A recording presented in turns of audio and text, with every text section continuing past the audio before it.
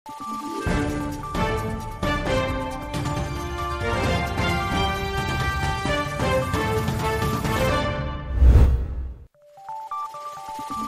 pa sa pamamahagi ng school bags ang layunin ng pagbabago, A Million Learners Campaign ng tanggapan. Nakaangkla ang programa sa misyon ng OVP sa pagpapaigting sa kamalayan ng kabataan hinggil sa kahalagahan ng edukasyon.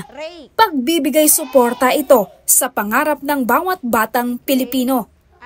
Ngayong buwan lamang, tumulak ang OVP Cagayan Valley Satellite Office sa Lamot, Ifugao upang mamahagi ng pagbabago sa mga mag-aaral ng Mawanini Elementary School.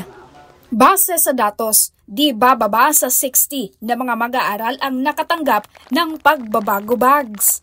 Ikinatuwa naman ng mga magulang na nakarating sa kanilang komunidad ang programa, serbisyo at inisyatiba ng tanggapan ng pangalawang Pangulo. Masaya po na naabot nyo ang layo-layo pero napili ninyo po kaming puntahan dito. Very appreciate po kami at nagpapasalamat po. Tuwang-tuwa po kami dito sa aming lugar. Idinaan naman sa musika ng mga bata ang kanilang pasasalamat sa tanggapan. Muchas gracias, thank you, maraming salamat sa paregalo, mabuhay po kayo.